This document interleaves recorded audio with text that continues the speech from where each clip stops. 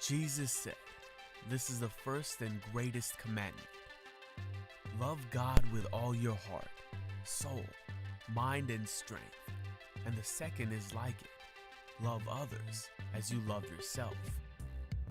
So the question is, do you love? I mean, do you really live the definition of love? Are you patient? Are you kind? Do you celebrate in the blessings of others? Are you humble? Have you died to self? Are you slow to anger? Do you keep no record of wrongs? Do you always protect, always trust, always hope, always persevere? This is what it means to love, the way God intended. So the question remains, do you love?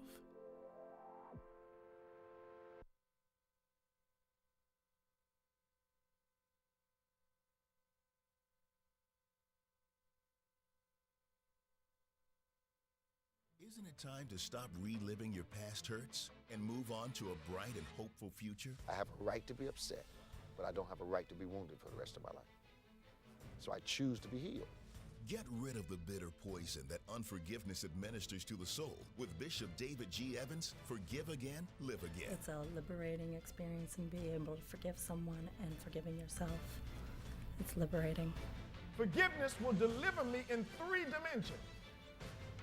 From what happened, from who it happened with, from when it happened. Because sometimes you'll get free from the what, but the who will still have you bound.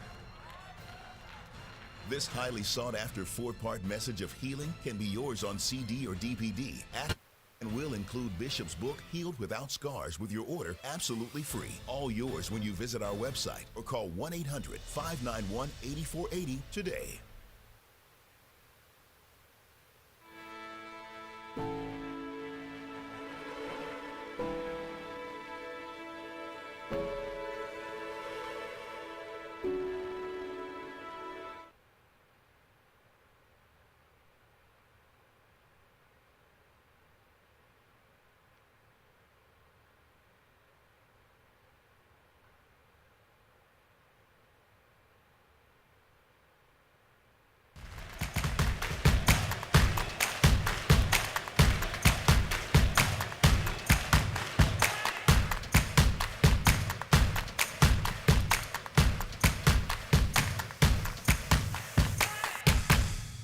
Well, praise the Lord, everybody. Welcome to On Point, the number one Saturday morning Christian-based call-in talk show in America, live every Saturday morning from 9 a.m. to 10 a.m. Eastern Standard Time on any smart device at David G. Evans, the number one, at David G. Evans 1. We want you to do us a favor today. Won't you like us and subscribe to us? But also, it would help us a lot if you would share with those people that are in your feed, those people that follow you, those friends that you have on Facebook, those followers that you have on whatever site you happen to be watching us on this morning, and invite them to join this conversation as we discuss everything from a biblical perspective, nothing without that foundational understanding of the kingdom. So we're talking faith, we're talking Jesus, we're talking politics, we're talking culture, we're talking sports, but always in a mindset of kingdom-mindedness. We want you to give us a call. You can call us from around the world toll-free this morning. That's 866-743-8267. That's 866-743-8267. That's 866-74-EVANS. I'd love for you to give us a call as we have this another stimulating conversation with those of you that are calling around the country and sometimes, yes, from around the world. Of course, you can interact with us on our Facebook page at David G. Evans 1. And we look forward to speaking with you today. A lot going on in the world. Reverend Nick Smith is away right now. He will be returning tonight. We know the Lord's going to bring him back safely, full of energy and vigor and new revelation for God's people. A lot going on. I've seen some things in the news this week that have been rather disturbing to me.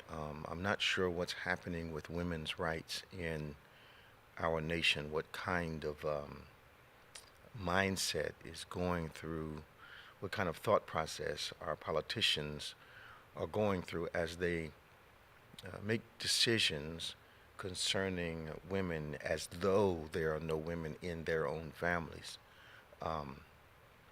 Missouri law kind of set me back on my heels today. Missouri law now says pregnant women can't get a divorce until after the baby is born, even in the case of domestic violence, that they have to stay married, even if they're being assaulted, brutalized, because they're pregnant. I'm not sure I understand the logic. I'm hoping that females have not been behind this particular law in Missouri, because what it really says to me as a man is this, that not only am I not concerned with the mother, but I'm not concerned with the damage that could happen to the unborn child. It just doesn't make sense. There seems to be no real concern for a woman's autonomy as it is in these matters. It just doesn't make sense to me. But then, you know, the Alabama ruling this week,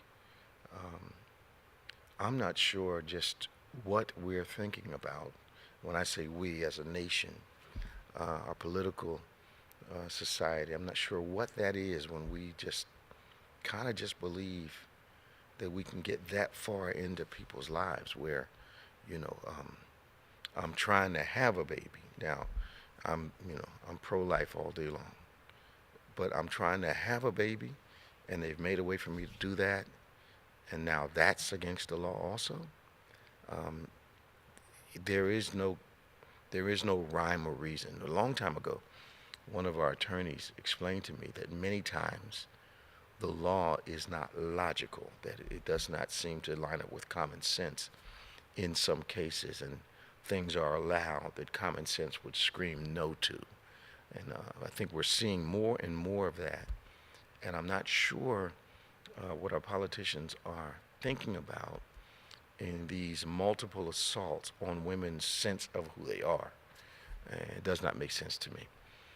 If you want to talk about that at all today, we can, but the main thing I want to talk to you about today is that I want to ask this question. I need your opinions, and I want you to call me from all over and chime in so we can get a multiple opinions this morning as we welcome those of you who are going to get involved in our conversation today.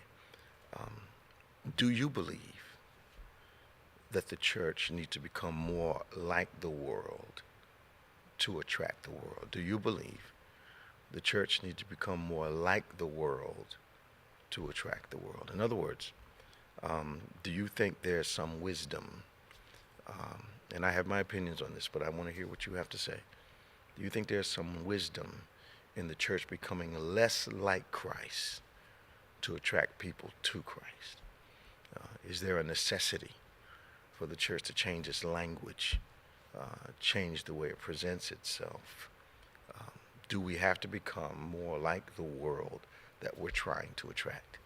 866-743-8267, 866-743-8267. Give us a call. This is On Point, the #1 Saturday morning Christian-based call-in talk show in America, where we talk faith, of course, the Bible, the kingdom of God, politics, sports, culture, relevant events, nationally, internationally, locally, that are impacting your life. I'd love to hear from you this morning.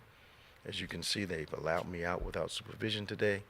I promise I'm going to behave, but I would love to hear from you, have a conversation with you. 866-743-8267, 866-74-EVANS. Give me a call. Love to have a conversation with you. So today, we find ourselves, I'm watching some of my contemporaries, I think, shift from creativity, staying foundationally in the Word of God, but where you can be creative. I believe so many different avenues of creativity we can approach, to actually moving away from creativity and blurring the lines on identity. Find ourselves dealing with some situations that we've seen around the nation, especially here in America, where illustrations and have become replaced by gimmicks. And anytime the illustration moves us away from who God is, who Christ is, who the Holy Spirit is, I wonder if you think we're going too far away from who we are. Tom from Florida is already on the phone. I want to talk to you also. Want to hear your opinion today. Do you think, the question is, do you think the church needs to become more like the world to attract the world? 866-743-8267, 866-743-8267. Let's have a talk about it. This is On Point. Let's go to Tom from Fort Lauderdale. Good morning, Tom. How you doing? Good morning, Bishop. Hey, see you alone this morning. Yeah, man. They let me out without supervision. I am so happy. Real quick, I'm not going to hold you up on this, but Missouri law, you didn't get the tail end of that. On the books, it said exactly what you just presented. Yeah. But what they were trying to do is rescind that law, so you can get a divorce if you're pregnant or especially in domestic violence. Yeah, where you need up the get out of it quicker. It's amazing, isn't it? Yeah, that's on the books. I wonder how it ever got in place, though, Tom. Whose idea was that, and how did it pass through the very complicated process of getting something approved? I'll tell you, last week while you weren't there, Bishop, a law here in Florida that just got rescinded. Mm-hmm. The after dark. Okay. Up around Palm Beach County. Yeah. On the beaches, you couldn't. Well, if you were African American, 9 o'clock, you better be off, or things could happen to you. In Florida? And yeah, and what town? Brighton Beach, which is up by Palm Beach, but the way it was worded was, and the law was written back in 1924. Sure. They're rescinding that law, but no, but it was still on the books. That's the crazy part. Also on the books in that same town was they had redlined it. Blacks could live here. Yeah. Whites could live there. Mm-hmm. And that was it. There supposedly, we did a report on a town, I believe it was last year, in New York, where that sundown type of law was still in place, and that the African Americans, the people of color, Hispanics, in that community, knew it was not good for them to be downtown after 6 o'clock in the evening. I totally believe it. But it's astounding to me that in the time that we live, not only are there still laws on the books, obviously in other places, in the time that we live, but that someone hasn't been passionate about getting removed. You don't hear a lot about protests against these types of sundown laws. You can't be on the beach, can't be downtown. It's not safe for you. We reported a few years ago, based on the testimony of some people that were in our military, that in Missouri, again, the soldiers were advised not to go out the back of the base because you could be lynched. Yeah. That's an American soldier in a uniform going out the back of an American base, and the citizens are such that you can be harmed. Merely because you're black. Yeah. I don't want to change the subject on that, but going back to the 1940s, they were showing in Texas where they shouldn't have even sent blacks from the military into Texas to train because they had to stay on base or they could be lynched. It's phenomenal to me. Well, Texas, we shouldn't be surprised about. They were the last to let their people know that slavery had ended.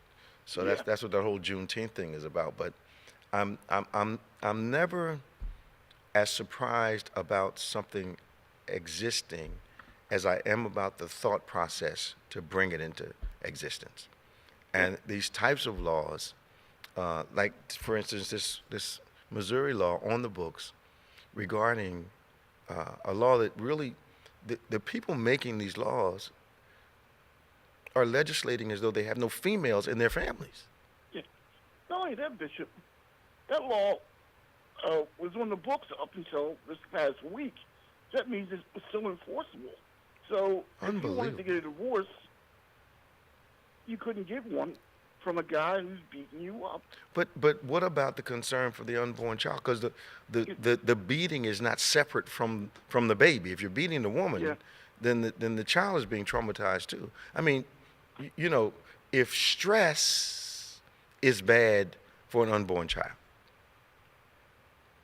then isn't domestic violence also very stressful? I mean, the thought process makes no sense to me. Yeah, I totally agree. Now, tell me, before you get ready to go, tell me what's happening with your governor, man. I think he's caved in. He's not saying it, and people aren't saying it. Yeah. He wants to be vice president. Why? Do you think Trump would do that? I don't know, because he's not going after him like maybe he's calling him DeSantos and Well, all the kind of names, but he's got other fish to fry, doesn't he? Yeah. Like he's got almost $500 million he has to come up with, and I understand this week he kind of petitioned the court that he didn't have the money and could he just put up $100 million, and they said no. Not only that, I think other things that keep coming after him. Disney's still coming after him.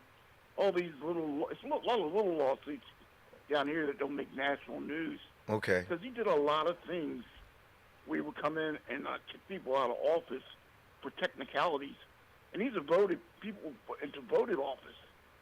You know, you can't do that because in other words, he was ruling it like I am the dictator. Yeah. And I don't like what you did, so you're out. And he would come up with really very small reasons, obscure and crazy reasons to get him out of office. Well, those things are coming back to bite him. Here's my question to you, Tom. And I know I asked you this before. Perhaps you've got an answer for me now. Where were the politicians, and why didn't they say no when he started just pulling people out of office because he didn't like them?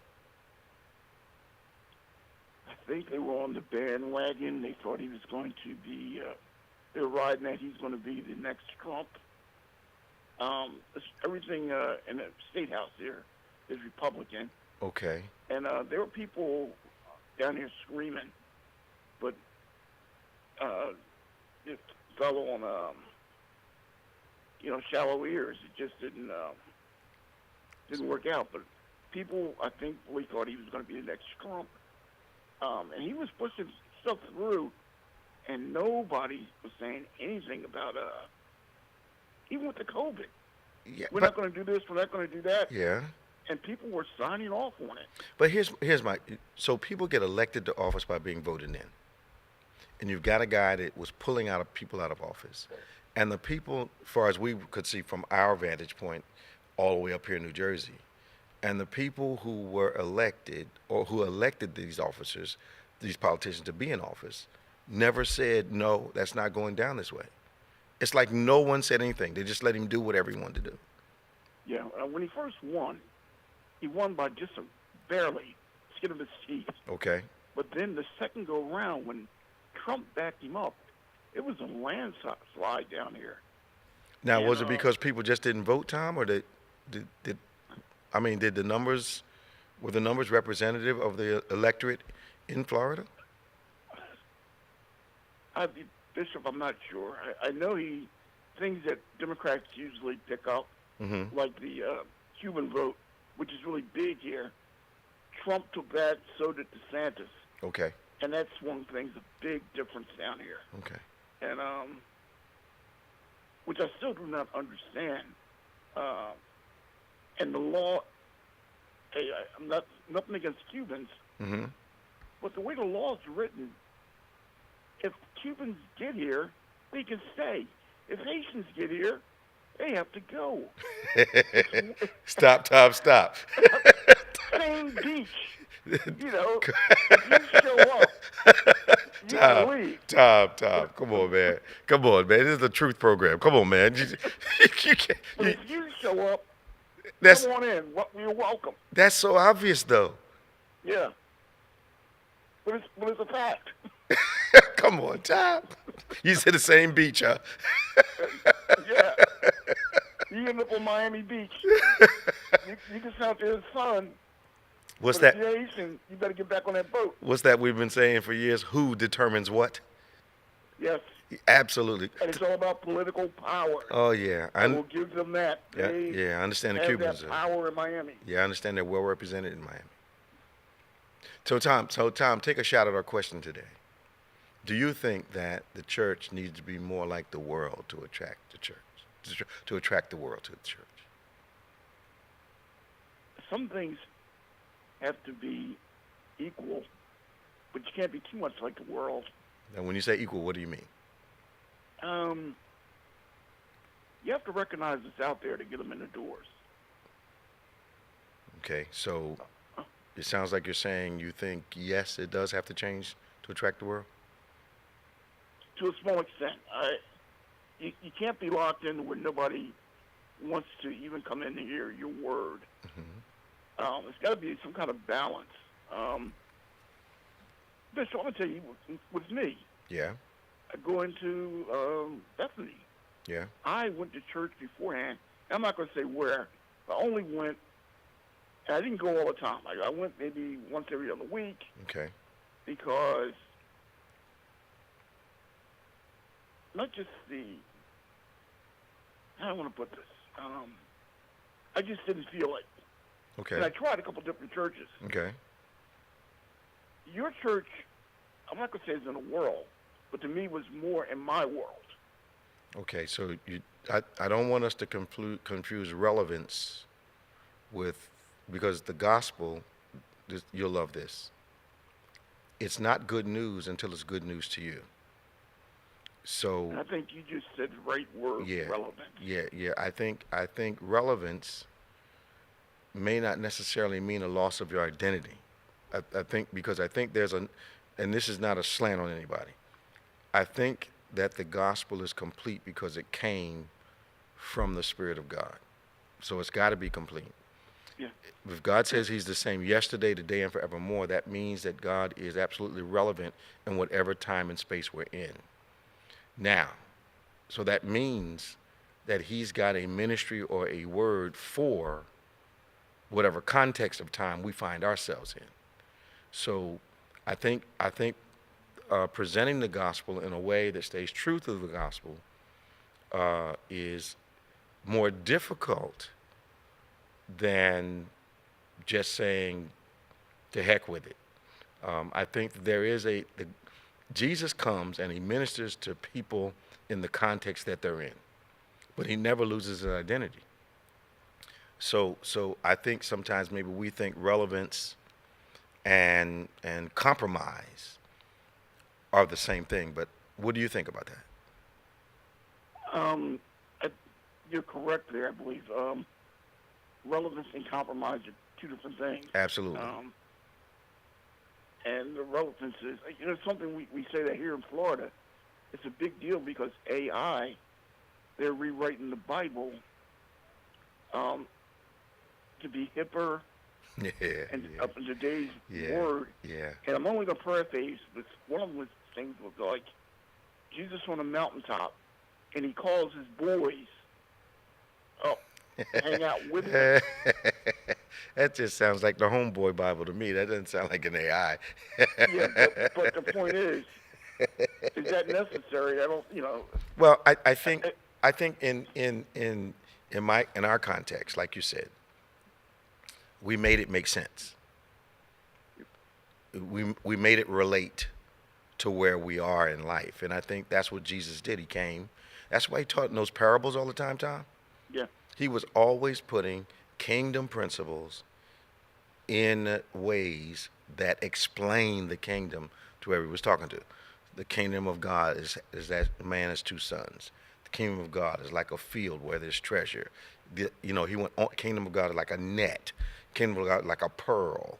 So he was using all these natural illustrations to explain spiritual truth, and that was, and he never seemed to compromise kingdom or himself to get the message across. I guess what made the question come in my mind was, I see a lot of attempts to be so relevant that it kind of is not the gospel. I see. When I think that we can be true to the word and be relevant at the same time. That just takes a little more work. It takes a lot more work. Yeah, so... And when you say parables, I know I gotta get off your Bishop, but I had a friend over there.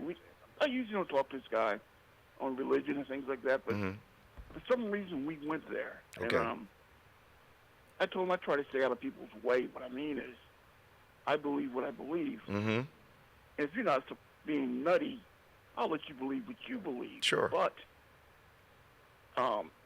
he made a comment, and I said, you can read the Bible today and tomorrow, read it again, and get a different meaning out of that same word. He looked at me, I'm like, it's written that way. So, you can read it. Yeah. So don't judge somebody. Yeah. I remember sometime being in your church and somebody telling me on the way out, man, this is what he said. And I went, no, that's not what he said. Yeah, At least not to me. People tend to hear what they hear. It's funny, when you're talking like this, you look at the book of Ecclesiastes. And Ecclesiastes is actually a two-perspective book. Solomon wrote it, and if when he gets to the all is vanity piece, it's because Solomon has matured. So he's literally writing in the book, when I was young, I saw it this way. But now that I've gotten another perspective based on maturity and age, everything I thought was important is vanity. In other words, is at the end of the day, is not nearly as useful, as precious, or desirable as I thought it was. Wow. And it's like any relationship, Tom. The relationship with God is like any relationship that we have. If you intentionally get to know God, you will change the way you see God. And it will mature, and he says, in the Bible, that we're going to be more like him when we see him face to face. We'll be just like him when we see him face to face. Well, how can we be just like him without becoming more and more like him as we grow? So you're right. Life is a journey. Faith is a journey. Purpose is a journey. All these things are journeys, not destinations, not just singular events, but they're all journeys with a destination. And the destination explains the necessity for the journey. Wow. Anyway. That's your problem. I see one thing I like. You're representing the right team. I'm trying to, man. Sounds like you're feeling pretty good. Good talking to you, Tom. Hey, take care. All right. Great day. Talk to you now. Bye-bye. 866-743-8267. 866-743-8267. Our lines are open. That was Tom from Fort Lauderdale. We look forward to speaking with you this morning. Give us a call. I know you've been listening, but you can come on and give us a call. We coming up on a commercial break right now.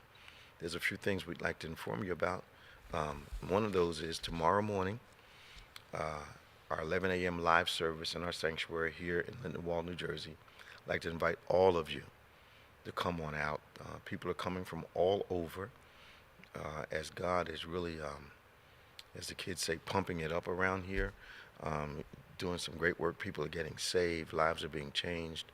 We've been in a powerful series called How Do You Mend a Broken Heart? We're going to pray tomorrow.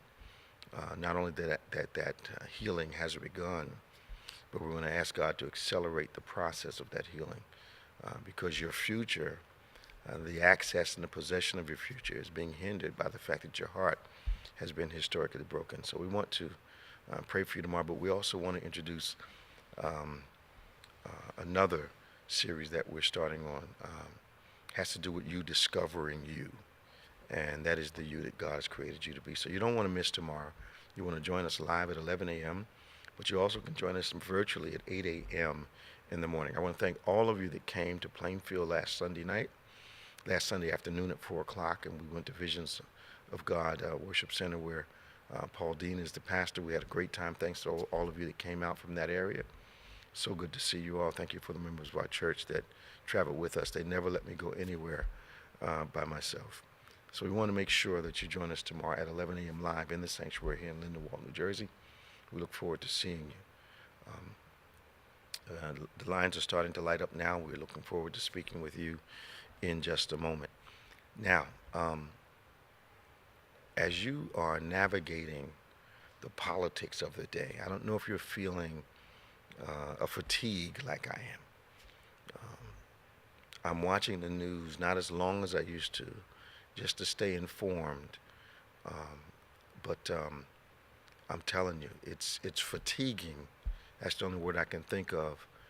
You have to have endurance now because it's just, there seems to be no peace. There's just confusion. I understand it's an election cycle we're in now, but the nonsense, I think that's the word I'm looking for. The nonsense that we're having to experience, the stuff that's not doing the people, the nation any good at all, it's just kind of getting on my nerves. We're coming up on a break. This is On Point, and I will be right back.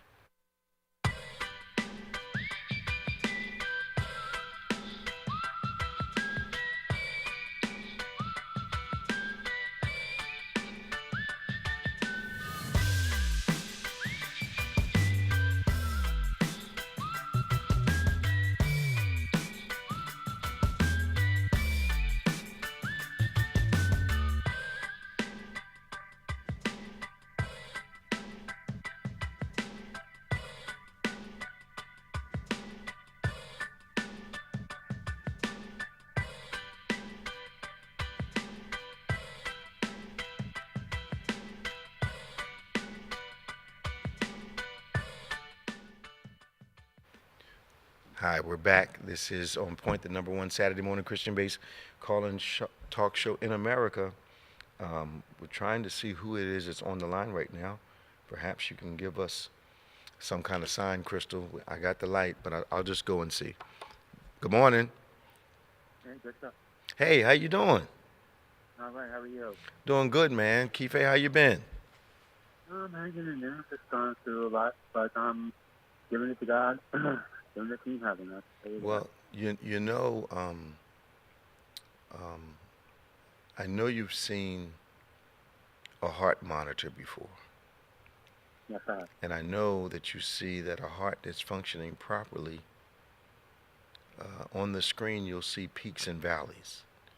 Yeah. It is important for us to understand that flat line means nothing's happening at all. That's not living at all.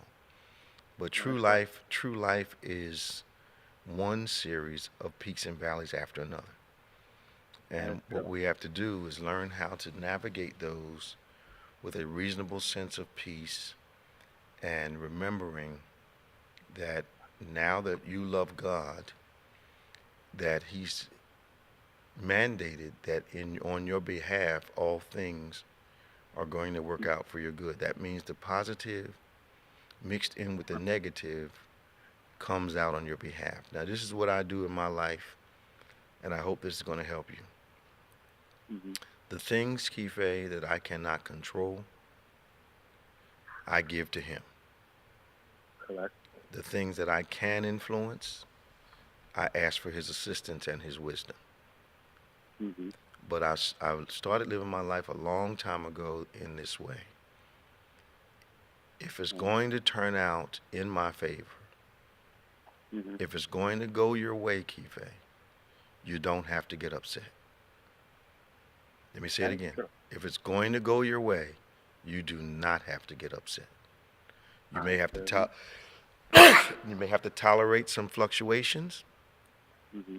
but at the end of the day, God says, I'm going to work it all out for your good. I believe that. Yeah. I believe that. It's the way I have to a couple. go ahead. It's a way to stay close to some peace, even when you're going through things that are not peaceful. That is true. I have a couple quick things for you. Okay. I don't know if the audience listening can comment on this. And it deals with sports, but let me ask you this. Okay. And that's the thing. Now, I was reading online about how South Philadelphia people, people who are like around the sports complex, that's going to get redeveloped, right? Mm-hmm. And of course, the Sixers place is going to be in where Chinatown is. Okay. Now, my question for you and the listening audience: do you think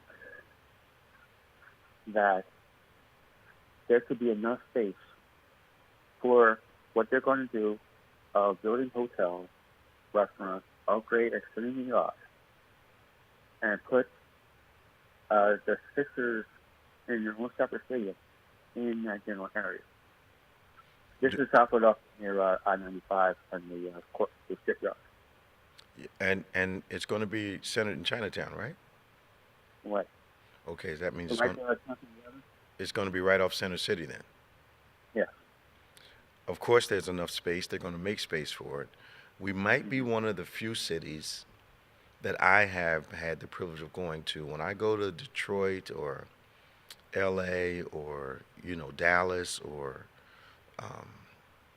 a lot of stadiums are either right downtown or in close proximity to the downtown area. Right. And that's because there's a cooperative relationship between the two.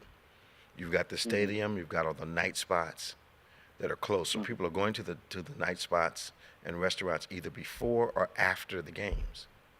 Not to mention what they're doing inside. So the tax revenue, the revitalizing of Center City, the maximizing the hotel room capacities in the hotel, that's all in a stadium concept for a city. So if there was not the room, they're going to find a room for it, Kife. Right.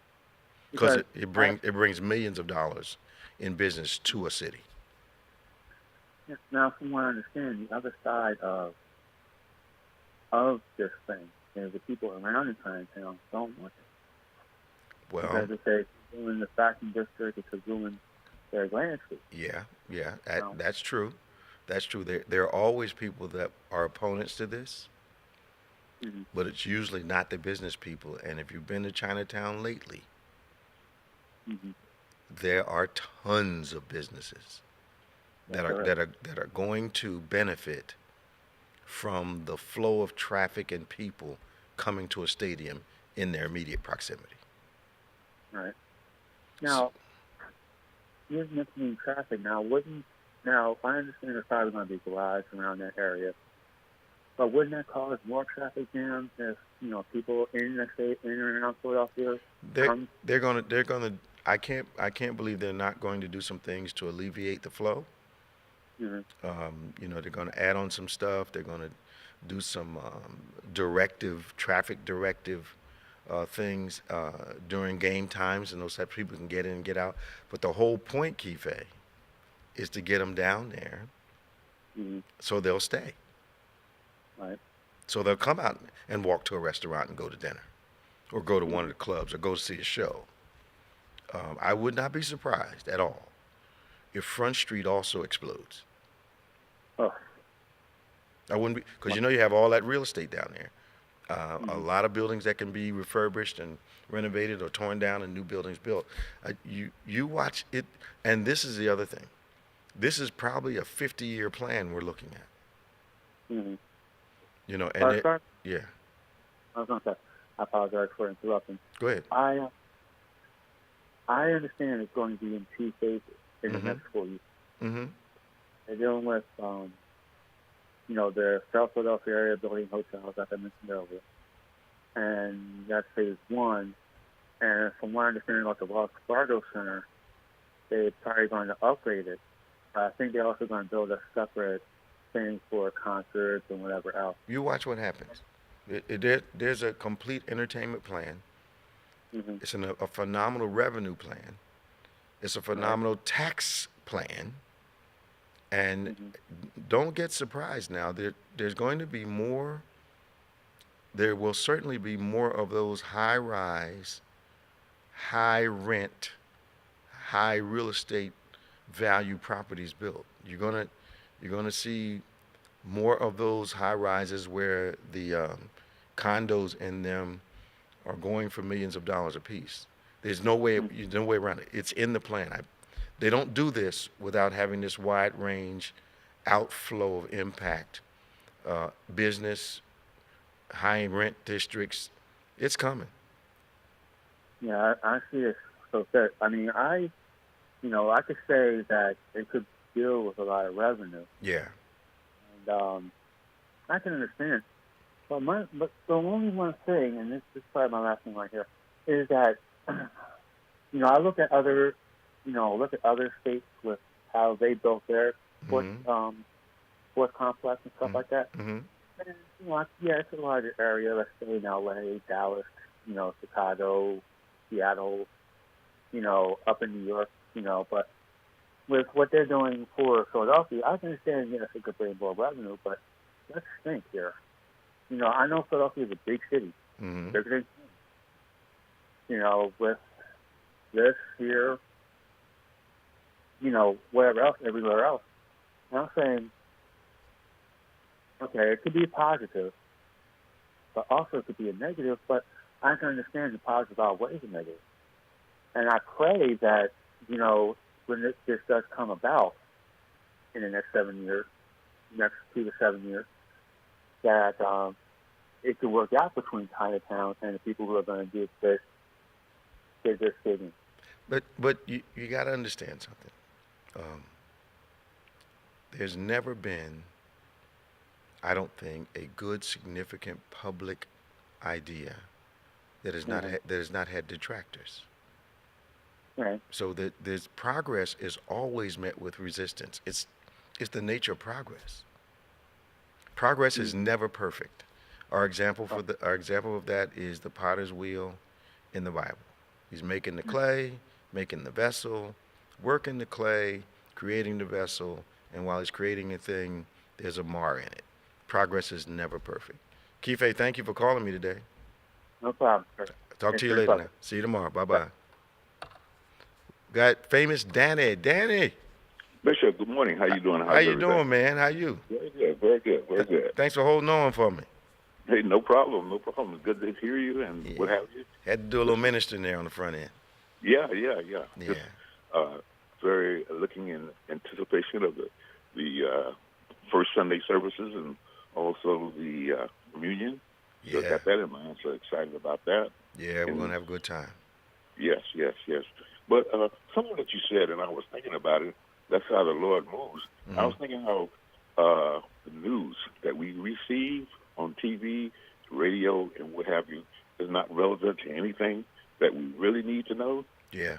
Or we really need to do. And it seems like it's a bunch of nonsense.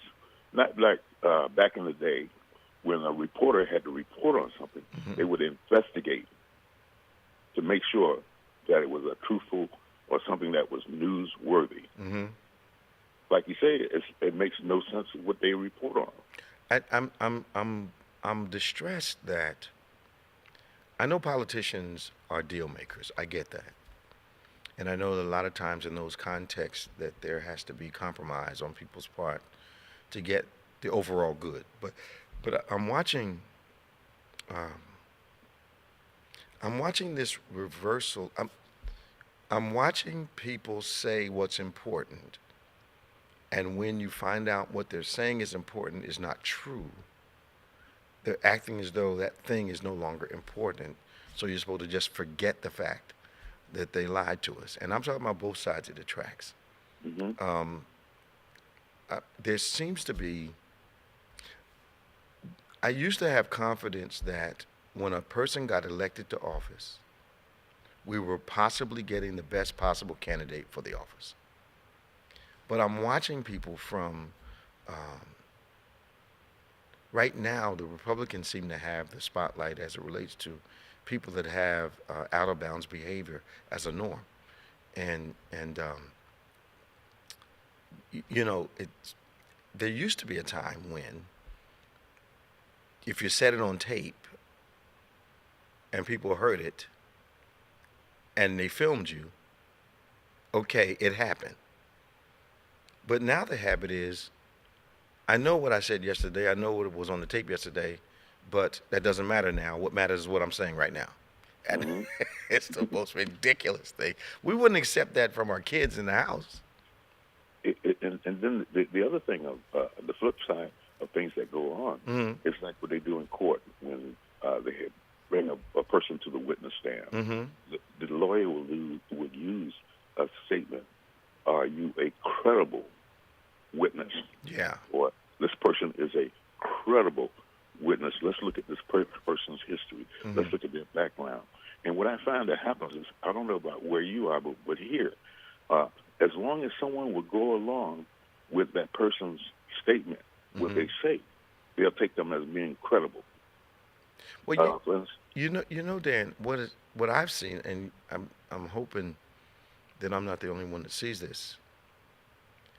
There seems to be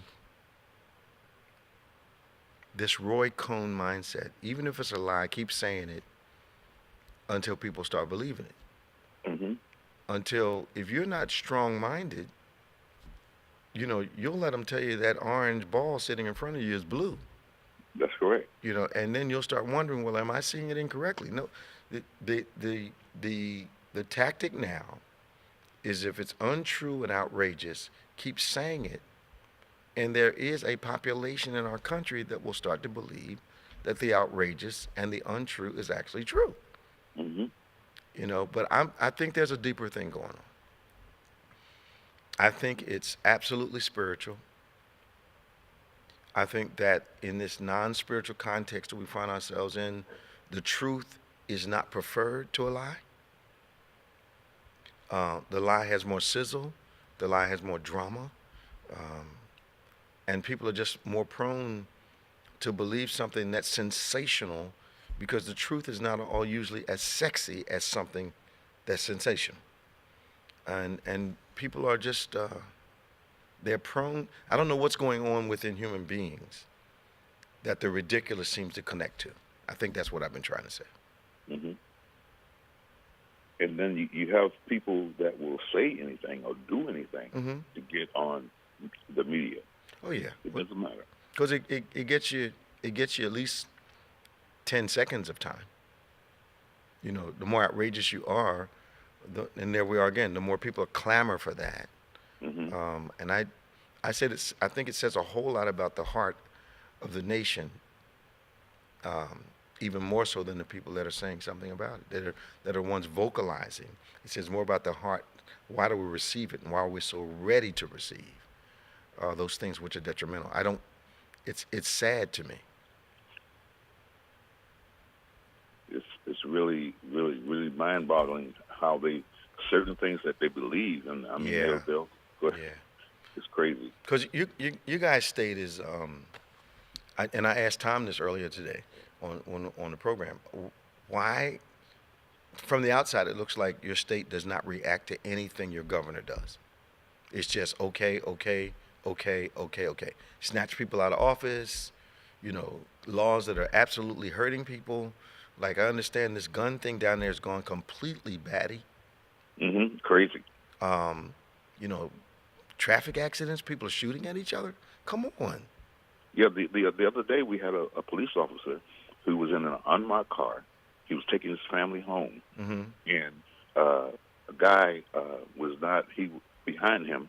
He wasn't moving fast enough, and when he turned, the guy opened fire on the officer. What? Now yes, he's driving his family home, and they opened fire on him. Now, I don't know what happened. They weren't able to subdue or capture this person. He got away. That did it. But that's just show you it's the wild, wild west. Just for a simple thing, you're not going fast enough, or you're not moving over, you know, in the lane or something like that. They're going after you. So it's craziness. But once again, you know, they can do whatever they want to. And the thing is that it's stories or fiction where they will go ahead and report on a certain story that they want to get through to the public. Yeah. You would hear it. You say, I don't need to know that again. Wow. You know, why are you hopping on this particular story? Or you have a person that's not credible that will have books removed from the educational system, Mm-hmm. and this person is not credible at all. They can't tell you what was in the book that made them. I never read it. I understand that slowed down a little bit when they say, well, we need to take the Bible out of the library and out of schools also, since it's got sex and violence in there. We need to get rid of that too. Yeah.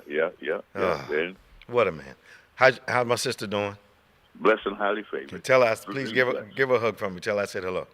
Will do, Bishop. All right, talk to you soon. Okay, look forward to seeing you tomorrow. Absolutely. Bye. Bye-bye. Going to Scott from Violin.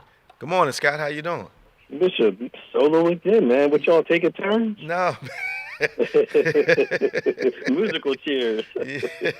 Yeah. I like that Eagles sweater you got on. Oh, yeah. As Pop Shelton would say, don't leave it laying around. It might disappear. You didn't hear that from me. How's things? What's on your mind today? Elections, of course. President. Maybe Mr. Biden didn't ask, but me and I were trying to figure out. She said maybe it's a question you can ask Bishop. Mm-hmm. You don't see any like star. Well, if we want to say star, like Democrat, like Mr. Bernie Sanders or maybe Hillary or President Barack. Or do you think Mr. Biden maybe didn't ask for their help or anything like that, Bishop? Well, Barack's been on the trail for about a month now. Okay, so not to be smart, I definitely missed that. Yeah, okay. Yeah, President Obama's been out there for about a month. He's been campaigning in key places and, supporting, trying to help some momentum. But the rest of them will start kicking in probably. Where are we now? March. Yeah, you're gonna start seeing the other ones kicking. But former President Obama has been out there on the trail for about a month or so. Okay, I wasn't, throwing him or anything. I just didn't see it. And then his wife's been out there for about 3 months. Okay, that definitely slipped past me too. Okay, yeah. Because I know we got to keep that joker out of office, whatever we do. But I'm telling young people, look, vote. Yeah. Imagine me, Bishop, the voice of reason. Me, but I'm telling you, look, we go play basketball, take you to a game or something, go vote. And Dad always taught me. He said, it's a privilege. We already know our background. And he also taught me, he said, don't bicker. He used to have people when he drove the school bus for Hillman's, Bishop. Yeah. Man, Dad, so-and-so and so. Older black dude, Mr. Leon worked with him. Dad just broke him down. He said, Leon, did you vote? No, we ain't got nothing to talk about. When you vote, then we can discuss things. But that's all I got, Bishop. Love you. Love you, too. Care. Talk to you, man. Bye-bye. 866-743-8267. We've got about 6 minutes. You can get in and give us a call, 866-743-8267, 866-743-8267. I want to remind you again, tomorrow is First Sunday. We're looking forward to 2 services tomorrow, live. 11 a.m. will be live, of course. Our communion encounter at 6. You don't want to miss that. You do not want to miss communion here at Bethany Church in Lindenwold, New Jersey. God has given Pastor Nick and myself, primarily through him, an incredible communion revelation that we taught jointly as a team while we were closed during the height of the pandemic. And now that revelation is being unrolled month after month, unfold month after month, as we open up a brand new revelation understanding, a deeper understanding of the power of communion. You don't want to miss this powerful service. Healing and deliverance happens at the communion table. It's just an amazing revelation when we understand that communion is all about the presence of Jesus Christ. He says, this is my body, which is broken for you. This is my blood. So it's about the recognition of his presence. And when the Lord is present, powerful things begin to happen. But the people of God must move communion out of a convenience lane into a worship and necessary lane. Most historically, communion is something that pastors and churches try to see how fast they can get it done. That's not giving the reverence that God gives to it himself. So we're looking forward to seeing you tomorrow at 11 a.m. and at 11 a.m. We're going to pray tomorrow that broken heart be healed. We're going call you to the altar. And we believe in God that that healing process that began through the word will accelerate tomorrow as we pray over you around this altar. We're looking forward to a mighty time of God. We've got Kai on line 1. We've got 4 minutes. Good morning. Good morning, Bishop. How you doing? How are you today? Doing all right. Good to hear your voice. Amen. It's a blessing to see and hear you. We got about 2 minutes. What's on your mind today? I just wanted to run through with Mitch McConnell. Okay. He stepped down this week. Yeah. So I think it's now time for us to make a rise up in Kentucky. We need some qualified leaders to finally take over and flip Kentucky, put some wisdom in Kentucky. Well, it makes sense what you're saying, Kai, because as long as he's been in office, yes, that's considered one of the, if not the poorest state yes, in the nation. Those two things don't jive in my head. Come on. With the influence that he had. Come on. The poverty level in his state is incredibly, it's unbelievable. The longest running congressman to ever sit in that state. So did he, it would give the impression that the middle and lower income people yes, did not benefit from him being in office that long, much at all. Exactly. The way that they cut the tariffs, once they went through that mapping of qualified voters and not qualified and crossing district lines, and once they did that magically, once they changed that, she said tariff magically. line, yeah. Right? They were real tactical with it. Yeah, right? yeah. Once they changed the mapping, it gave the minority less power, right, less voice. Right. Because our numbers there in Kentucky don't matter, quote unquote, don't matter. Absolutely. So our turnout has while we do turn out, it's insignificant. Right. Because they have more tariffs and more voters, more elected voters in the other tariffs, the other counties. Wow. So we need some leaders. I know that there's an uprising of leaders in Florida, so they're coming in line very well. But Kentucky and South Carolina, you got what's her guy in South Carolina, Lindsay. Yeah. You got the two of them. So Yeah. Mitch and Lindsay together. I don't know, but now it's time. Once he sat down this week, and our president, he gave a nice little note to him this week, thanking him for his service. But it's time. Yeah, I think you're going to see an immediate reaction from the independents and the Democrats. Yes.